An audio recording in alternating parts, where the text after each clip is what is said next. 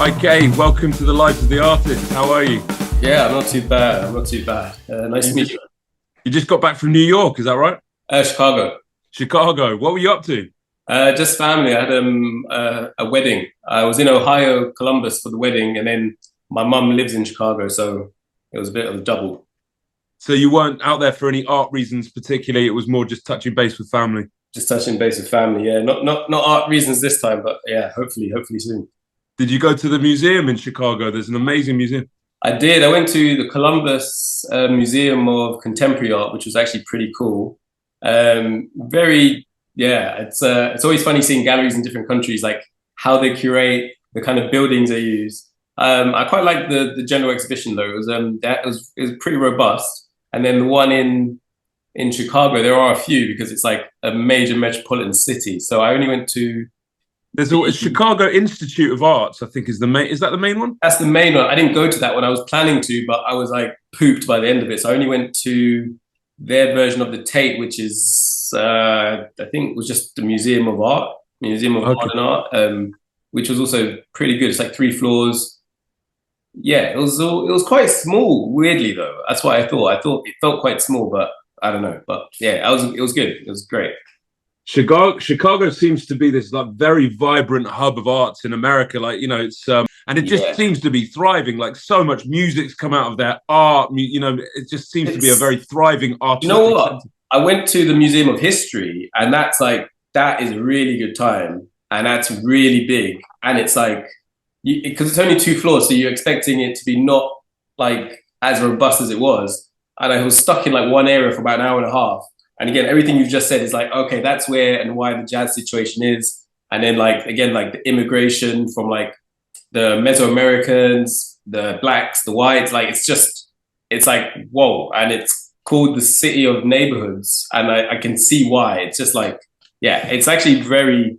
I'm not really a super fan of America in general, but like Chicago, I'm like I would go back, kind of vibes. I always think that though when I go to a city, you go to Paris and you think, right, so what I always think what art came from here. Okay, so you've got these artists and historically, okay, this was the capital under Napoleon. And, I always think, when you go to LA, obviously you've got the movie history and things like that.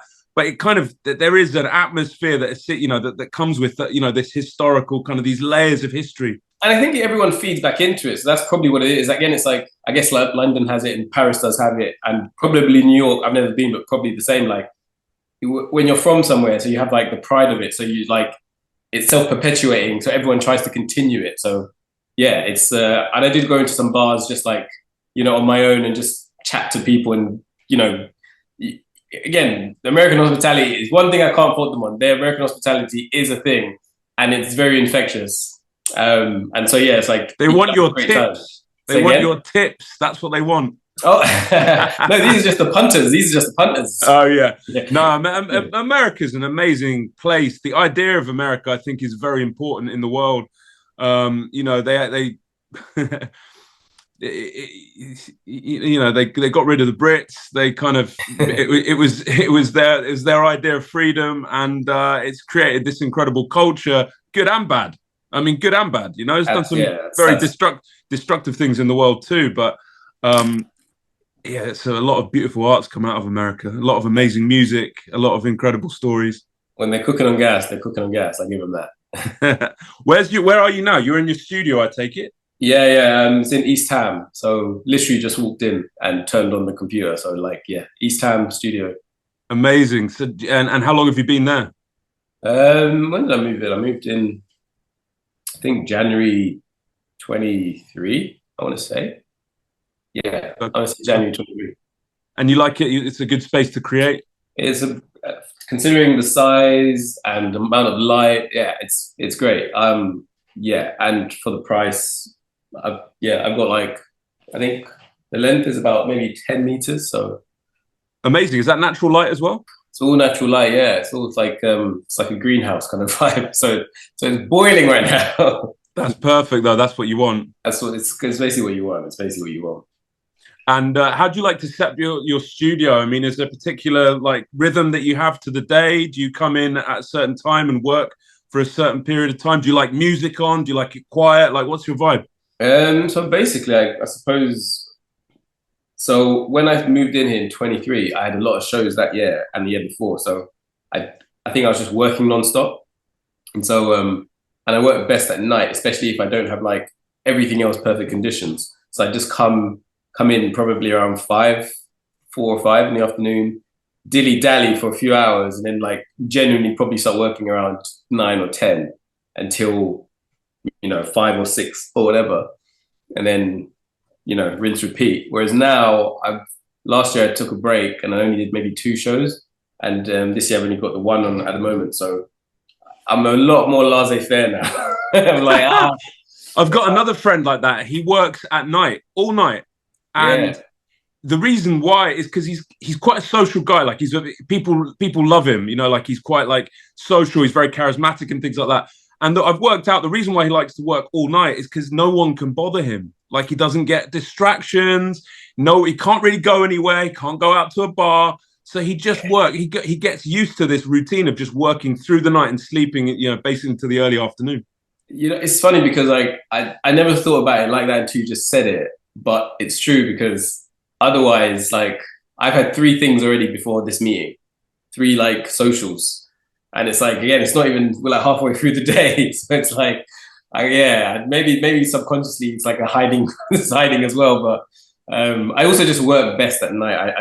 I did figure that out in uni. I was like, as much as I tried, I'd wake up, try and do that like 9 a.m. to 5, and the whole day. By the time it's 3, 4 o'clock, that's when it's like, all right, so when everything starts ticking. So yeah, I don't know.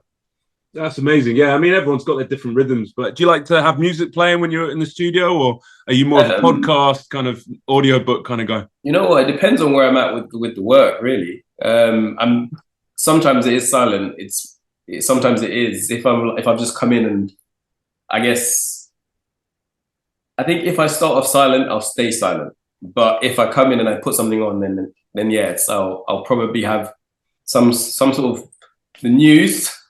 I listen to the news quite a lot of lectures, and then yeah, maybe music. But music is probably when I'm closer to the end or in the middle of work, just because at that point I want to kind of be like in a flow kind of state, and I don't want to be able to like register stuff like to take away. So I guess there is some rhythm in that regard. Yeah, I can understand that. I mean, getting into a flow state when you're painting is like one of the most beautiful things in the world. It's like meditation. You kind of come out of it and just feel like renewed, like, and you've created something that's not existed before. And there's just something very spiritual and deep about it. But, you're very right. You're very right with that. I have felt that, especially in the last few years. I used to meditate every morning for 10 minutes for like 5 years. And then I kind of stopped when I started doing all these shows. And then I was like, I need to get back to it. But then meditation is like a relaxing. You can't force yourself to relax. But I found that once I got in the flow of working, I was like, like it's like active meditation almost, which I did read about as well in like some pseudo Buddhist kind of stuff. It's like the act of doing the same thing over and over again, which basically painting is a lot of this. So yeah, you kind of get into it. Yeah, definitely. It's like I find the hardest part to actually painting is just setting up. So like the thought of like putting your paints down and like and stretching the canvas and all of that, it's like an obstacle. It's like going for a run. Like if your shoes are on and you're out the door, it's like it's done. The run's done, And it's like that with painting. It's like, for me, this is for me. Yeah. Like the setup. Once the setup's there and the painting's there and the drawing's there, and I'm ready to go, I'm in like for hours, and it's not a problem. I enjoy it so much, but it's like there's an obstacle in my mind sometimes, Yeah, I'm with you. What kind of paintings do you make? A lot of figurative paintings and landscape work as well. So different things. Yeah, but this is about you. I love your work. I absolutely love your work. I've been a big fan. How did you get into art? I mean, did you do the classical art school route when you left school? What was your route into where you are at now? So I guess the short version is no. I did illustration. I did illustration in uni. A very specific course as well. It's called illustration, narrative, and sequential. So it's about like storyboarding and story making and stuff like that. And because I didn't grow up with art in the sense of I didn't go to exhibitions or galleries unless they were with school. Like my family just weren't art people, so I didn't even know what like an artist was. And it's quite funny because I always think back when I was young and I was like, oh, I want to be an artist, not knowing what it was. And my dad was like, you'll end up in Leicester Square like those guys who do caricatures. And I was like, you put the fear of God in like being an artist. Like that's exactly what my dad told me. Exactly yeah, the same really? thing. We were in Rome and we were walking through Piazza Navona, and he said that's what happens to artists. You know, the guys on the street selling canvases. He said that's what happens to artists, and I was like, I don't want to be like that. Literally, that's yeah. So that's what happened. But you know, weirdly, I guess it's worked out. But I actually only started painting on canvases in 2021. Wow. So wait, go back. So you're always into drawing. Yeah, always into drawing. And so you went to study specifically illustration at university. Yeah, because I was like, all right, I want to, draw. Like again, I didn't know arts. I didn't really paint either. So I was like, oh, how can I get paid to draw in the world? I wanted to be an architect. When I was a kid, I was like 7 years of uni. Nah, not feeling that. So then I was like, what else? A graphic designer. That seems like I remember being younger. I was like, that seems like responsible. Like, I know what a graphic designer does. They do stuff for people, and then like I can still be like drawing and creative. And then when I got into uni, I was like, yeah, graphics a bit too distant, and illustration seemed a bit like there was some agency about it, a little more. So did they teach you how to draw in university? Is it like very focused on the sort of draftsmanship? No, I think because of the type of course, you kind of everyone already had to be able to draw. So which again, I was like quite. It's funny because I was quite proud of that at the time, and not that I don't draw anymore, but I've been drawing since I was like literally 3, and then I also taught myself to draw with my right hand when I was 19, and draftsmanship was like, I think it was a de facto thing to get into the course anyway. So you're ambidextrous drawer. You could draw with your right and your left hand. Yeah, I don't draw as much with the right because when I was teaching myself, I started to catch up, and then it was cool for a while, and then I was like, oh, this is a bit boring now.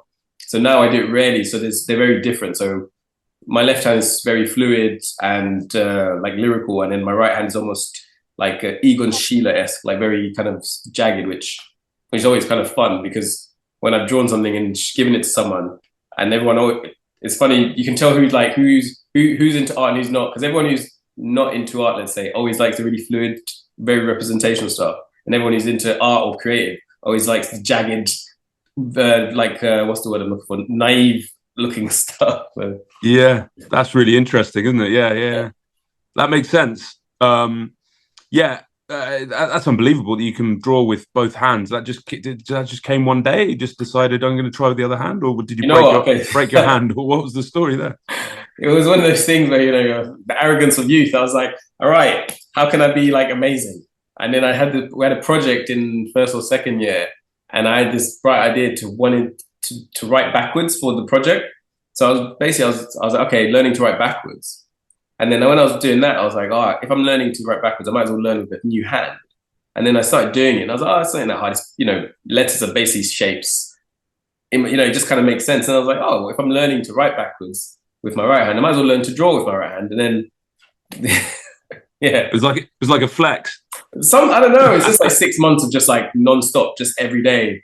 And just like, even in class, when I should have been doing my left, I was just like, it was chicken scratch for a while, and then it started making sense, and then that's just an amazing thing to kind of try and do. I mean, I have tried disaster. I'm a right-hander, but I tried drawing and writing with my left hand, and it's so bad that I just haven't bothered pursuing it. So it's amazing that you actually pursued it, and put through it. It's funny because now I'd be like, oh, I wouldn't, in my head I think I wouldn't have the patience for it, but again, I was 19, 20, and I was like, are we allowed to swear on this?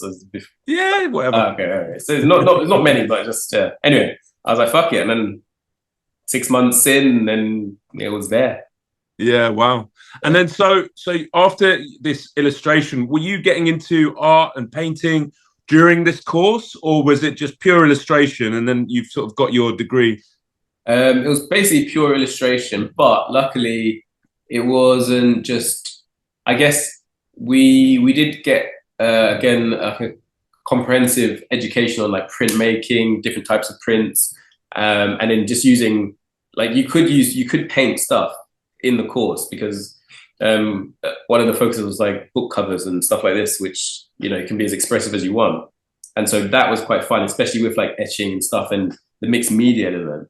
So we got into that, and then my girlfriend, she did fine art, and so I remember she told me once, she's like, "Oh, your work's really boring," and I was like, "Whoa, I never heard that before," and I was like, "Why?" And then she said, "Well, it's just, again, it's very illustrative, it's very obvious," which that's how I grew up. I didn't, again, because of my lack of like art sophistication, I didn't have any knowledge of modern art really. I was like, oh yeah, I know the Picassos and Basquiats and all these kind of guys, but I was like, I don't get it. I wasn't there.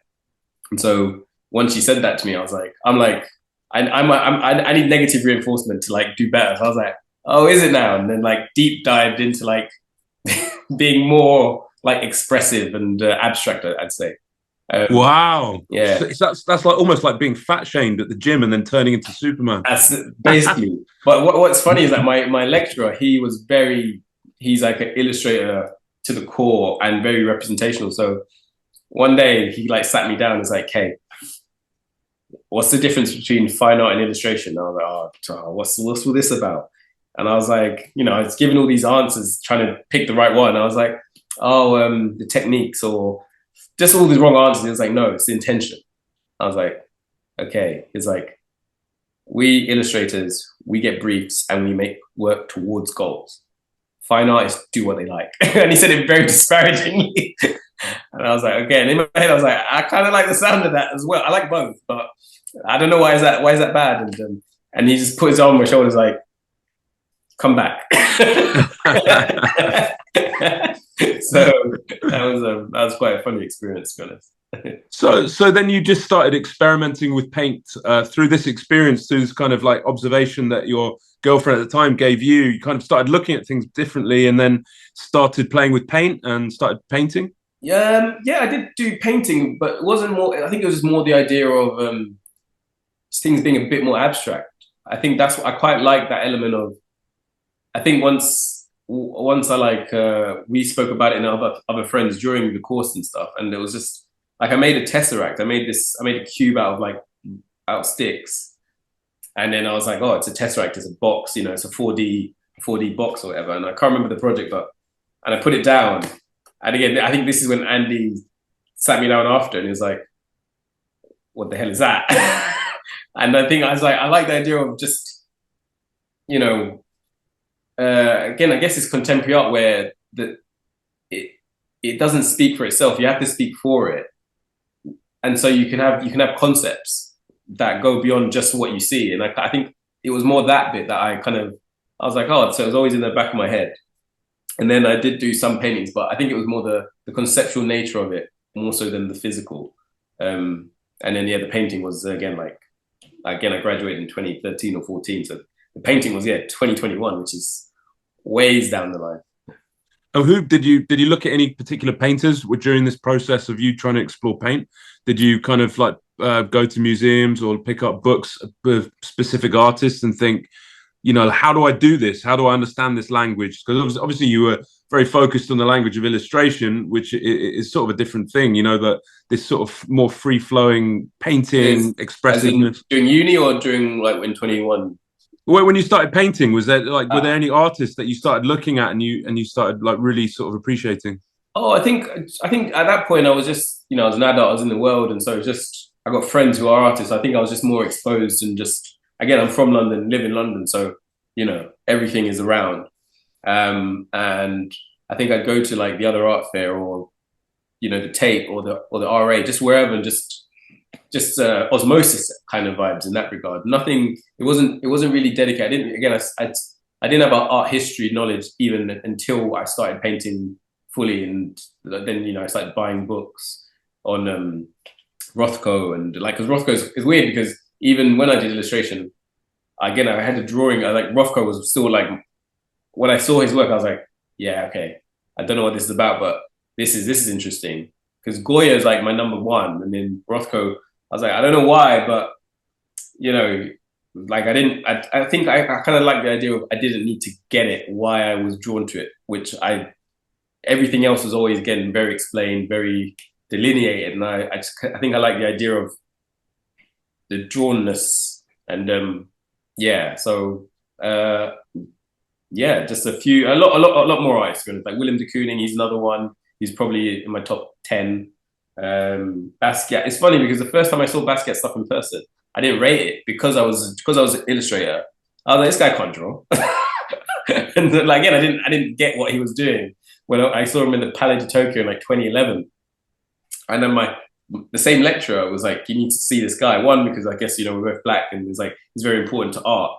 And then two, because of just the robustness of his work. And I was like, I don't know about this. There's a lot of writing, there's a lot of bad drawings. And then I saw him years later and I was like, okay, look, that was shameful, but we get it now, we get it. I was like that often, like that happens with some of the, like my most loved artists at the beginning. I didn't like Frank Auerbach. When I first saw his work, I was like, what is this? Yeah. No, this is a no from me. Same with Frank Auerbach as well. I was and like, now he's one of my favorite artists. I'm obsessed with his work. Because I didn't get it, but that's important. Like when you don't get something at the beginning, sometimes that mystery is actually that's the most amazing thing about the mystery behind this art, and like how's it made and how's it created, and why have you got like such an immediate reaction? Yeah, there must be something there. Yeah. Lucian Freud was similar as well. I saw these really stark figurative portraits of like naked women and men, and I was like, well, I just don't get this. Is just like what?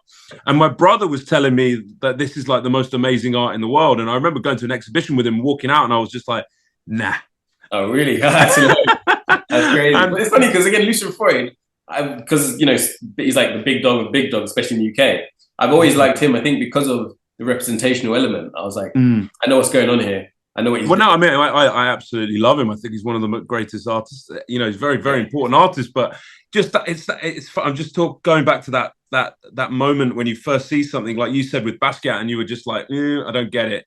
It's funny how that happens, and then they just somehow like the mystery, or like like you said before, you're just drawn to them slowly, organically, and they kind of then they take over. Yeah. Willem de Kooning, that's what he's done for me. I think like. He's probably like Bacon as well, but like even this is like a delivery. It's I think it's the way of life at de Kooning. So I'm like, as soon as we're off, I'm like, yeah, I'm in there. Oh, amazing! What is it about de Kooning that you love so much? Is it just his mark making, his painting style?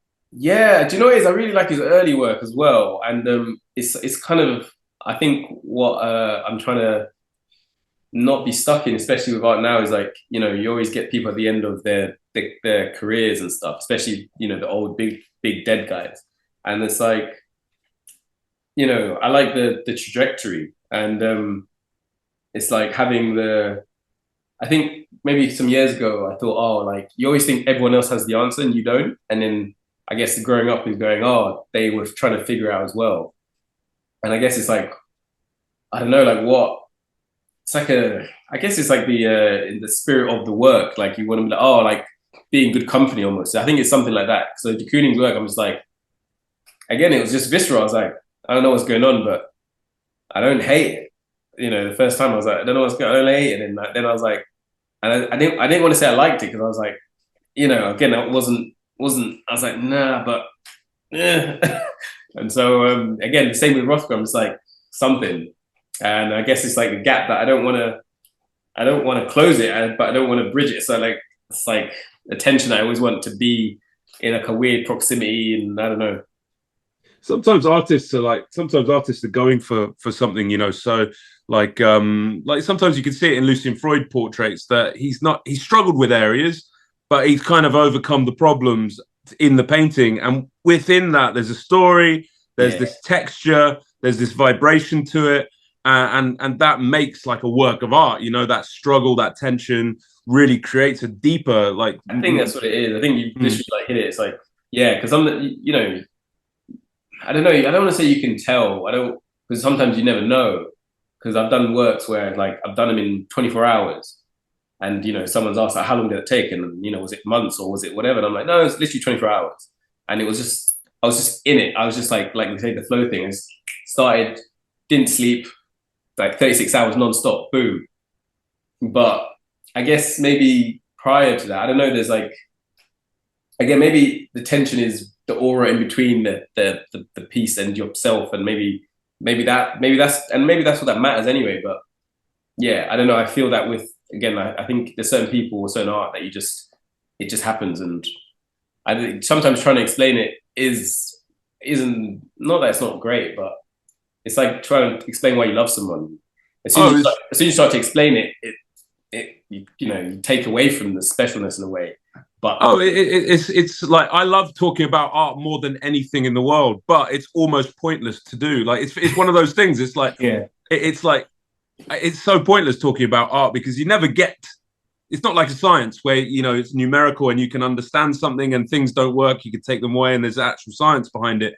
With painting or with art, in general, it's like you can never get to the bottom of the mystery. It's something that is definitely human, definitely within all cultures. All cultures have religion, music, art.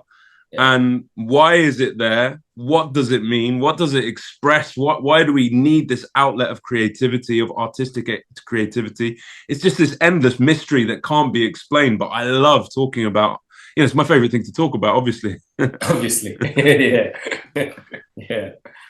But yeah, I mean, what are your ideas behind some of that? I mean, all cultures have art. So why? What is it that we have within us, humans, that must create art? A cow doesn't create art. A sheep doesn't create art. I mean, we just need to. Why? I guess it's like, I guess it's something to do with probably subjectivity, right? Because again, like cows don't, but I think like monkeys, like certain apes, they have like objects that they like fetishize. And so it's like religious objects. Yeah, which again, like art and religion are, they're very hand in hand almost. So it's like, I guess it's that thing of like the subjectivity, like what it means to me. And then the more nodes of like, what's the word I'm trying to look for? Like sensitivities, the broader the scope becomes. And, it's like, again, like we're talking about art now. And then when I was younger, no art sophistication, I had a very specific view of what art was. And then, the more sensitive I grew to understandings, the more things I learned to appreciate. So I guess it's something to do with subjectivity and a consciousness, like conscientiousness, and just, I guess, like the cosmic consciousness of like what you're open to relating to, and one like expressing and receiving or something. I don't know. Yeah, I definitely think it's something to do with consciousness. I think that, like, obviously, different animals, like a cat, has some form of consciousness that we could never even comprehend, obviously. But I think that humans have this very specific consciousness where we're aware of death, we're aware of tomorrow, we're aware that a past happened, and within that, like, it's a very unique consciousness. I mean, that there are like philosophical ideas that we could be the only conscious life in the whole of the universe. I mean, there could be many, but then we could also, I think it's called Fermi's paradox. Fermi's paradox, yeah, that's it. That we could be the only one, and both are pretty scary things, to think that there are lots of conscious beings out there. But there are lots of different forms of consciousness. But I think the human form of consciousness just has this desire to sort of make sense of our surroundings, and maybe, like you said, like fetishize certain objects, and turn them maybe into a sort of kind of a religious thing. And maybe that drawing is connected with that. That's an interesting point. I guess like I still like to do illustrational works because I like a little brief sometimes and just something quick and not all of my own like mental, fucking stresses. But I guess there's an element of like, I do it. I guess I make art, one, because I kind of want to get, like, I don't know, so like, it's a weird one because, again, like we said, like talking about art, that's why talking about art is very difficult, because it's not like, what else am I going to do? Because there's a lot of other things I could do.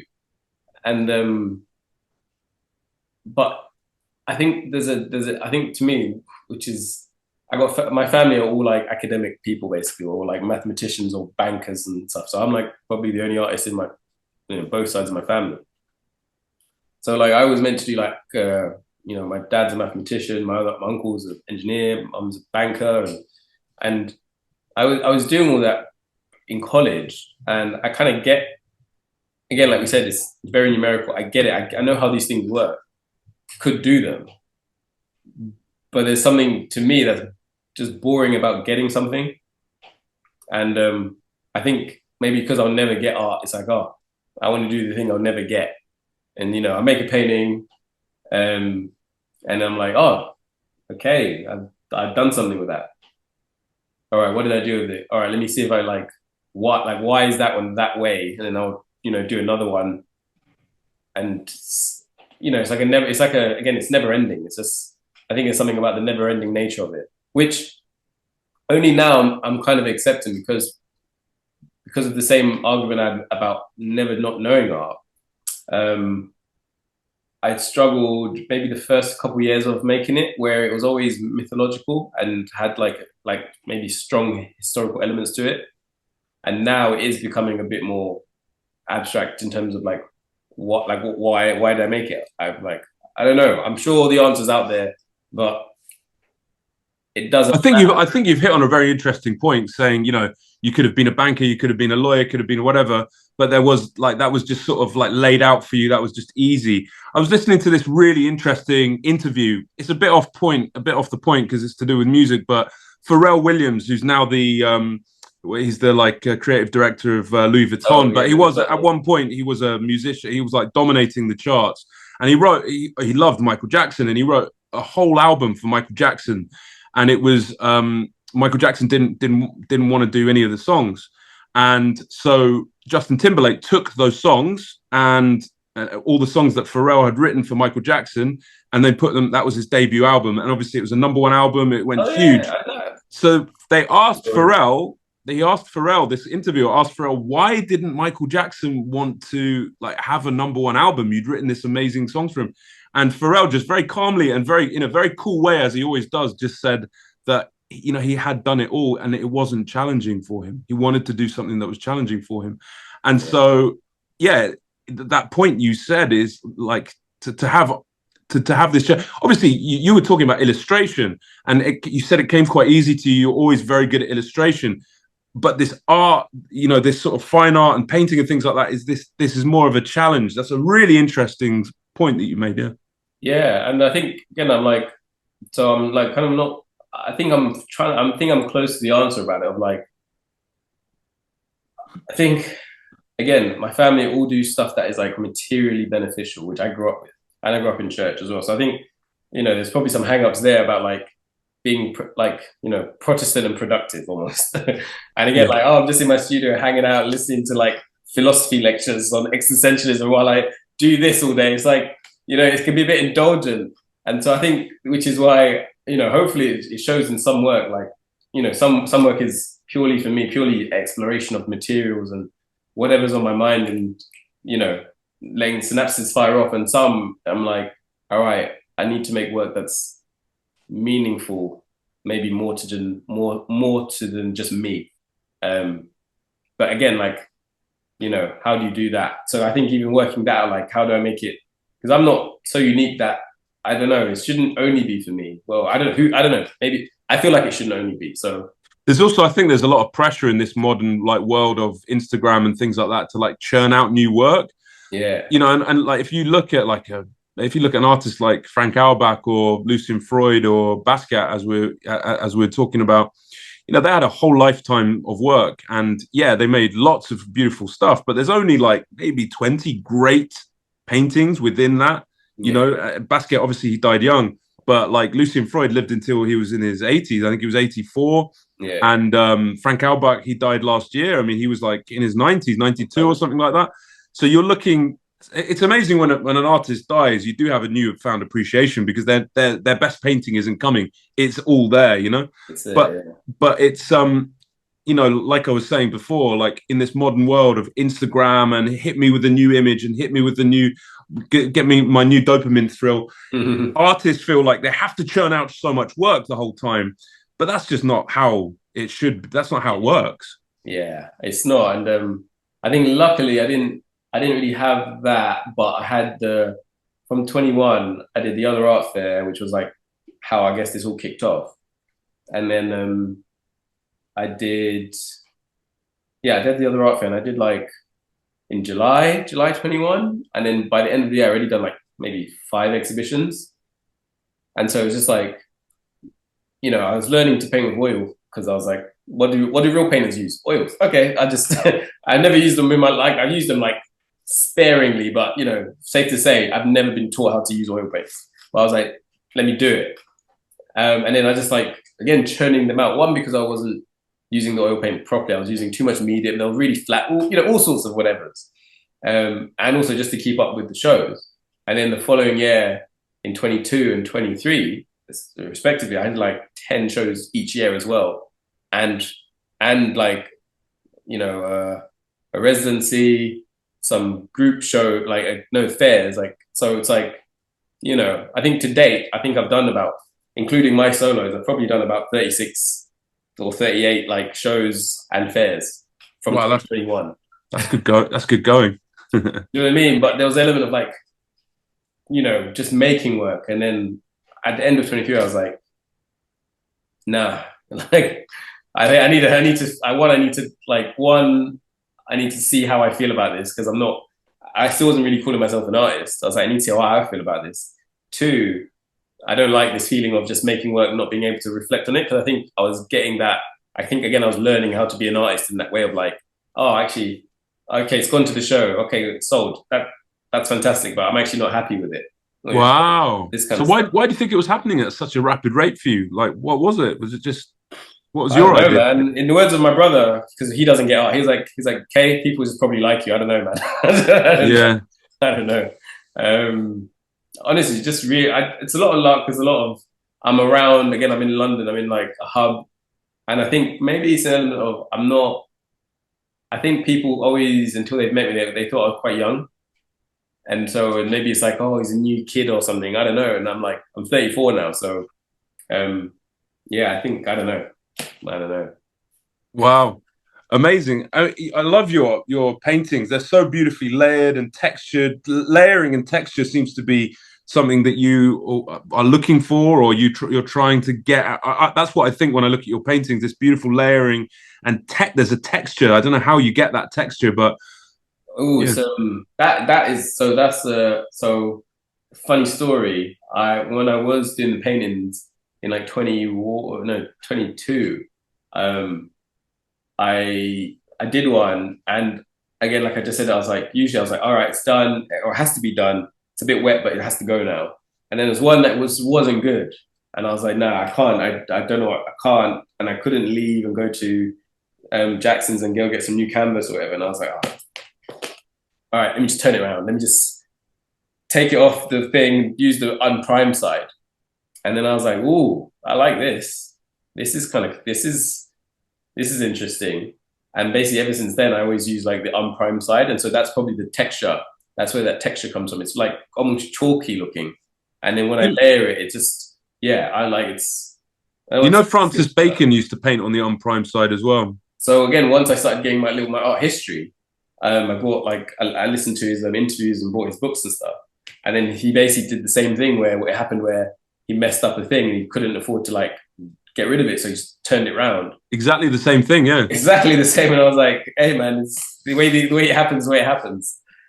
Yeah. And it's funny. A lot of the times when you, you can buy old Russian paintings where they were painting in Soviet times, and obviously they were really poor. I have bought paintings before because I particularly like Russian painting, and you turn them around and there'll be another painting on the other side that's been painted over, or that's like unfinished, and then you're like but they've obviously stretched the one that you've bought. But it's those little happy accidents. I don't know. It's also quite cool. I don't know. It's I think it's that element of art is whatever you want it to be, but it's always ever becoming. It's always emerging, and I think it's those fun little serendipities of art, which you can only get you can't really force them. They just happen, and you're just like, oh. And then it's well, now Francis Bacon said that when he did that, it was an accident, and obviously he didn't have enough canvas, so he turned it around. But he said he just loved the feeling of like paint on the raw, unprimed canvas. He liked the feeling of the touch. It does again. It does because now when I will use the prime side, especially if there's a certain effect I want to make. There's a painting I did last year where I just layered it, like maybe it was for a thing called In Place of War for what's his name, Brian Eno's like charity, and painting is called Maybe Something Supreme, and for some reason I just knew I wanted a really glowing effect, and I didn't know how I was going to do it with the unprimed side, so I did it with the prime side. But again, it's like it feels really, really clinical and smooth at this point. I'm not a fan of it anymore. But again, the unprimed side, again, the texture is just there's a tooth that is tooth. Yeah. It's really it's expensive though because it's very absorbent. So it's like right. Layering is I go through too much paint now, but so you have to use a lot of paint on yeah. Well, I think that makes your paintings look. You can see it. You can see the depth, the texture, the layers, and it makes a beautiful work. That's cool to hear. Thanks. Yeah. One of the prominent themes in your paintings is a man riding a horse, or just horses in general. What's the idea behind that? I think the horse thing came about because I was like, again, I'm still very figurative. I think I'm figurative, I suppose, but for whatever reason, horses was just freedom, and I think especially when I painted the first time. It was like during everything that's happening in the world. It's 2020, and then COVID, Black Lives Matter stuff. And I think one of the paintings I did, which was basically just in response to all of that, was a couple on a horse, and then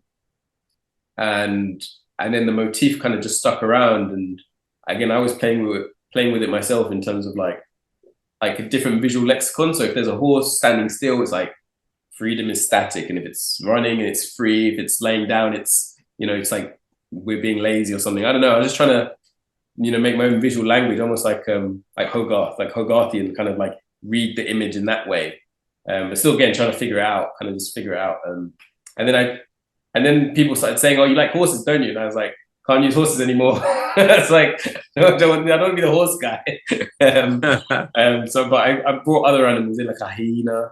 For greed and stuff, but wow, hyena for greed. I like that. Yeah, my son's always telling me because I paint horses a lot. In fact, the first time I painted a horse, I was like, okay, I'm going to be painting horses now because they're just so fun to paint. They feel so good to paint. That is the thing. It's actually very fun. Like I've got to the point where like I can paint a horse off memory in like nearly any position because I just like to draw anyway. Like drawing is still my natural go-to, but again, I think. The pigeonholing started happening, and I was like, no, don't like that. And then also, even like one being black and everything, the last few years there was this like resurgence of like black artists and stuff. And I was like, oh, this is great. This obviously is good. And then I was like, hold on a minute. I was like, everyone can categorize themselves, but I was like, am I an artist or a black artist? And again, like, there's nothing. I'm proud of who I am, what I am, but. I don't know. I had weird uncomfortability, which I was tackling with, and then I had those figures, and I was like, okay, I got to change these figures too. It's like, all right, go get rid of horses, go get rid of these black figures, just because I didn't want to be pigeonholed with something. I don't know. Yeah, it's a tough thing. No, I mean, not that I know what you're saying in terms of being a black, but you don't want to be like you're this thing. Like it's it feels derogatory. It's like you're this thing. Oh, you're being this thing. You're the black artist that paints horses, and it's like no. Yeah, that just feels icky. Yeah, and I think again when I got invited to do shows and like, oh, have you got any more work like this? And you know how it is. That's the last thing you want to hear. Like, can you do that again? You're like,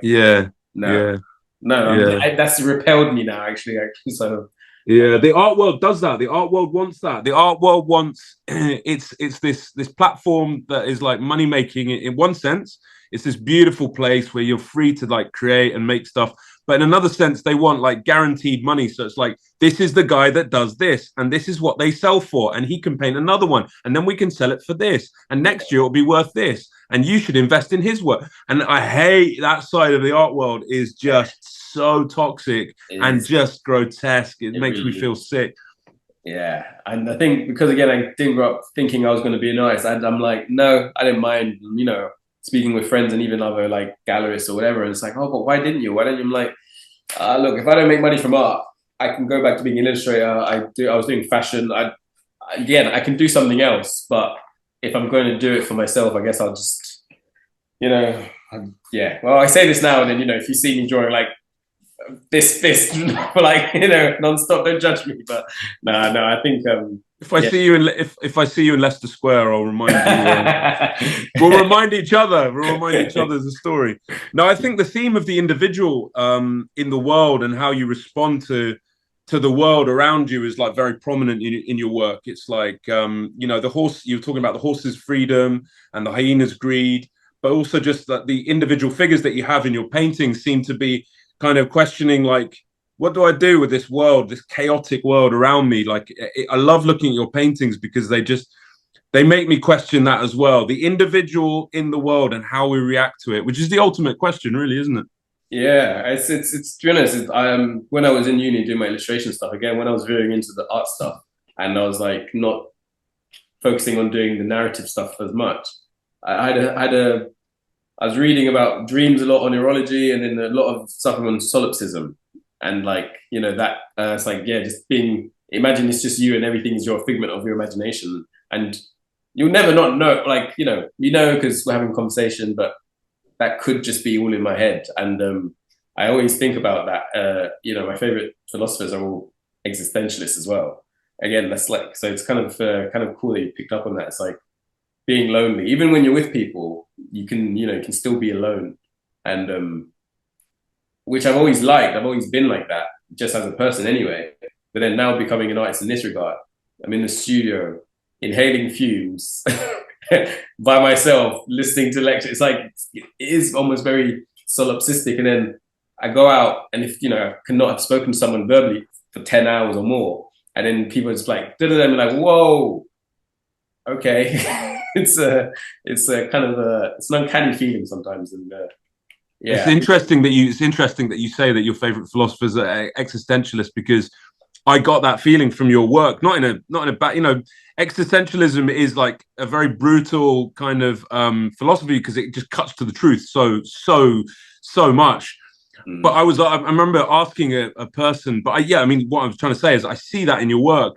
And I remember talking to this guy, it was a woman, and I said to her, like, can you explain existentialism? And she said to me, she showed me a picture of a guy that was about to get shot. I think it was in Russia, and he was smiling at the people that were about to shoot him. And she said that is existentialism, because in the moment that he knows he's about to die, he has decided to smile. Yeah. And so that's the only thing only power that he can do is the only thing that you can control is the way that you react to the world. And he's decided to smile in that moment. And that, for me, I was like, wow, that's so powerful. That's whoa. That's Julia's good on her for that. Cause that is literally it. You're like, what do you do with yourself in the face of like everything all the time? You know, and it was really funny because it was like we were having tea, and I wasn't expecting her to come out with this. It was in the evening. I remember it was in the evening. It was in the living room, and she was like a nice, like, older lady, you know. And I wasn't expecting. Is she like a doctor or a philosopher and anything? She was a friend of my mother's, and she was just around. And she obviously she could see me that I was like this. She seemed ready. That seems like, you know. She just said this to me, and I was just like blown away. And I was like young as well, so I was like really blown away. But it made me definitely look at the world differently. That's great. Do you remember the image though? Do you remember like what was it like when it was? Or I couldn't get, like, I'd Google, like, you know, Russian shooting squad or something like that. She had it. She had it in her phone, and like this was a long time ago. We're talking early 2000s, but I remember being like this really powerful moment where she like suddenly came with it. I'm just thinking, that this is a friend of my mum. She's not going to tell me, she's not going to tell me anything interesting. And then suddenly she's telling me, don't judge a book by its cover, especially older ladies. They'll come with some information. But that's really cool. That's actually very cool. What's your plan for the next 6 months? I mean, you said this last couple of years has been like a roller coaster and busy with shows and everything like that. What are your 6 months projection plans?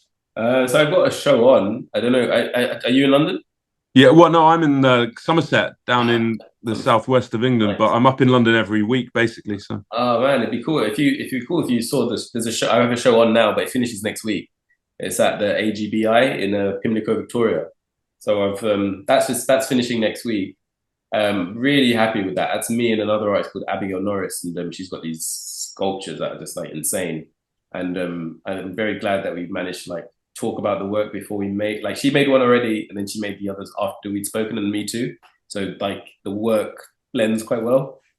So, but it's not you working. You're not painting together. It's your different works, but you're showing together. You're showing together, but we spoke about like just what our ideas were, what we felt about the theme of the show and stuff. Like it was mental health, and I was like, I don't know how I can translate that. I've never really suffered with that, or personally. So I was like, but I found some inspiration going through a breakup. So I found something.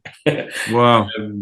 But so there's that show that's on now, that's finishing, and then I've got a show with a gallery called Start Gallery, STA Art Gallery. It's going to be in Fitzrovia in end of August.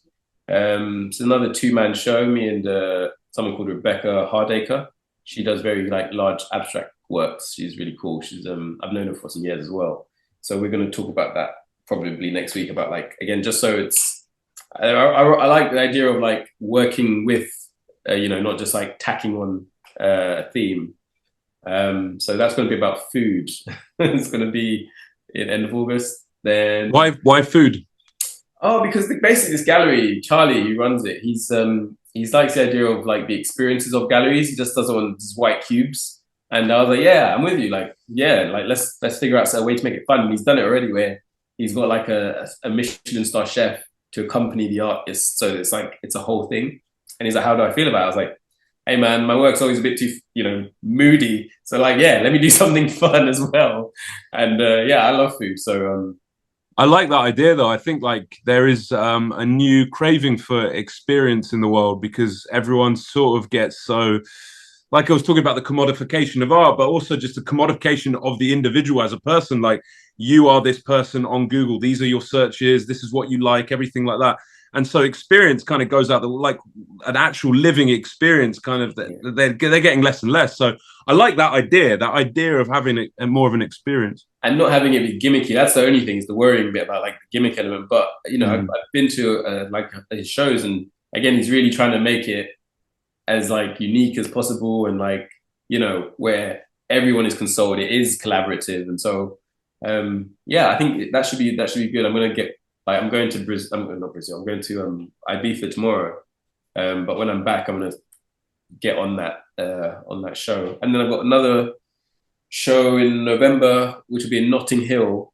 I don't think I can say too much on that one just yet, because and I've just confirmed a solo show in Shanghai next year, so that's cool. Oh, amazing! Well, I think I've got an eye for future talent, and talent now. I think you're going to be really big, and I love your work, and it's been really amazing talking to you today. And I feel like we've talked about some interesting ideas. I know. I don't even know how long it's been, but it's weird, because you're like, we're done already. I don't know. Okay. Yeah. Anyway, listen, love talking to you, and I'll definitely come to your opening, and we'll speak again soon. 100%. Thank you. Take care. Later. Bye.